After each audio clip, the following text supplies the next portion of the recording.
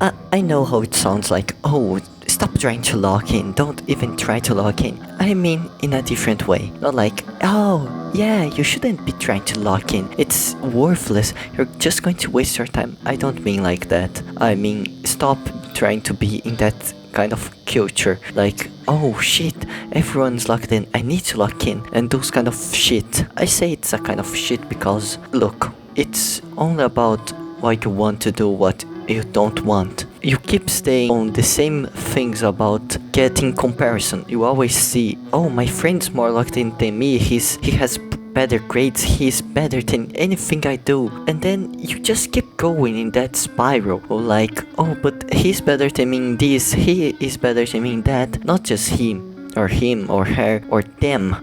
But you see, there's always going to be someone better than you at something. And I mean it, like, even Musashi Miyamoto, the goat of katanas, and even him had like people that he couldn't quite beat at his time. And then if you do get to the point where you are like the best, then for how long are you going to be the best? Are you going to make something really important, really above the now for being the best for the history? I think not. I think what really happens is that you are so focused on the idea of locking in and being the best. Oh, you need to be the best at this, you need to be the best at that. That, you know, it feels kind of pointless. Like, there's guys that are just going to outmack you by talent and a little bit of effort while you put all your soul into it. Does it mean you shouldn't be trying? Of course not. Like, why wouldn't you try? You just can't get the comparison of saying, oh, I'm not locked in enough, I'm not locked in. Because then it kind of gets worthless. Not even worthless, but it just lost its sense. If you keep going there and just doing the things because you are locked in, why are you doing that? You're just doing that for being locked in. You're just doing this for the idea of being productive. Is this your own thing?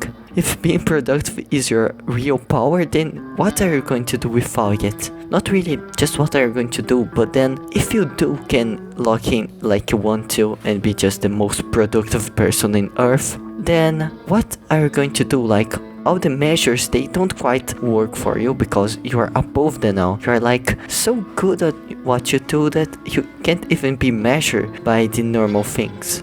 And what are you going to do now? Not even like you can't do it or you shouldn't do it, but really, you want to be so unique. You want to be the only one, the most locked in one, the one that has the best focus, the one that's simply the best. But then you see one thing. Are you happy with it?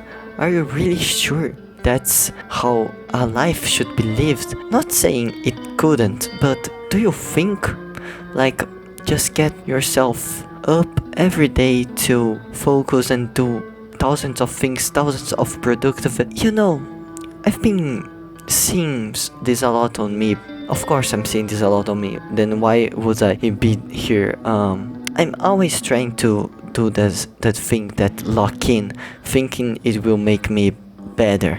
And you know, I have friends that they will still outscore me, don't matter how much I work. Not because I'm bad, even though I think I'm not the best at many things, but because they are good at those things. And it's not even outscoring, it's just being better than you, because it will get a point that you are just maxing out the things, so they're just doing it more easily than you. And I've been thinking a lot about it, because maybe I'm not the student I think I was. I'm not like good at a single thing. When I really look at it, I feel like there's nothing I'm actually good at, because I am always trying to do so many things that when I see, I'm not really doing them because I like them. I'm just doing them because I think it will get me better than the other people. That's the thing. I think what I'm telling you about stop trying to lock in is not, oh, you should stop trying to work, you should stop trying to be productive, to study. It's more like stop thinking it will change your life, it will be the most incredible thing ever. Because once you lock in, you will still have your depression, you will still have your lack of social abilities, like I do. Not like you can't also lock in for those, but you are never going to be whole by focusing on only yourself or being only locked in. You are never going to be full by just that. Not really something that you can't try, but just know it's never going to be full. You are still going to be lacking, I don't know, friends, girlfriend, boyfriend, dating friends. You're just going to be lacking something. Don't matter how much you try. The more you try to feel the emptiness you feel, the worse it will get. Because you are just trying to fill it up. You're trying to put more tasks, more work until you burn. I can't quite say, oh, I've had burnouts, but your body do say, hey bro, slow down a little. And of course you can train it to be more resistant than others or more resistant than before, but do you really need to? Do you really need to lock in and get your GPA up for some points, or should you leave a little more? I think this is a lot because I actually failed 2 or even 3 subjects, and I'm going to tell you, I kind of want to cry because I was like, in my elementary school, I was like the best student, not the smartest, but the one that actually do the things with a little bit of passion so it will get more grades.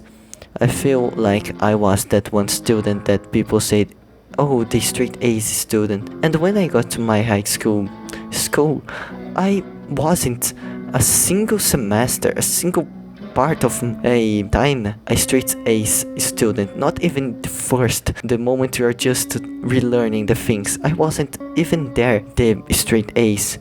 And I feel kind of bad because I see that it wasn't, oh, I am too intelligent, that's why I'm getting straight A's. It's more like I was in high school that wasn't testing me a single thing, then I was getting straight A's. It makes me really think about it. Does making me fail and really need to push me, making me better? Like, if you're locked in, if you're getting straight A's, isn't that the wrong thing?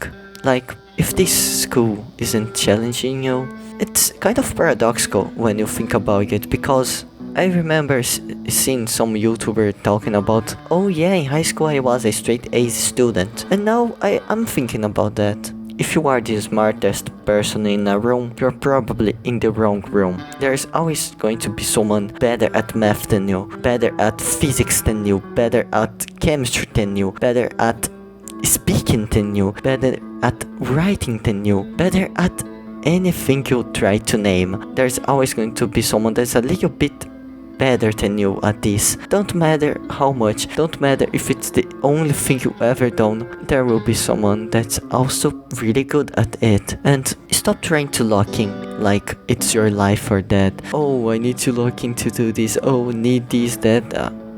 Bro, just focus, try your best. I think instead of trying to be like that, oh, locked in, oh, I'm going to be locked in this semester, I'm going to have the best grades ever. Think more like, I'm doing my best to getting my best grades, to getting my best work, to get my best at the max things I can. I'm not telling you stop trying. I'm telling you stop thinking that being locked in, being focused, being like David Goggins is going to be the key for your happiness, for being your best self. Your best self is probably going to be coming from inside. I like to think that we are thinking so much about some things that the key is forgetting they exist. Because many times, biggest ideas, they came from nowhere when I was just living. And actually, I have kind of a story to tell you guys. It's about my personal life, even though I don't like talking about personal life. I don't know why. Here in Brazil was like a holiday. On the Friday, I went to a road trip with parents and those things. And in that day, like, I really went out. Like, when you hang with people and they were like from family, so not really like your friends or people from school, but yeah, cool. It was kind of life changing to me because when I actually want to go, it's kind of fun. Not just fun, I would say. It's really like resetting. But then the next day's fucked up everything, and I feel like if I came back to my computer to the next day with the rest I had Friday, I would be like a monster because it was like, oh, you get all your stress from school and just go out, bro. Not like you can't get it out from other ways. I have lots of other ways like talking to friends, but that one time it got me because made me think about it because I wasn't going there with like the mindset of, oh shit, I'm going to be so locked in. But the morning after Saturday, the morning of Saturday, I was like really working.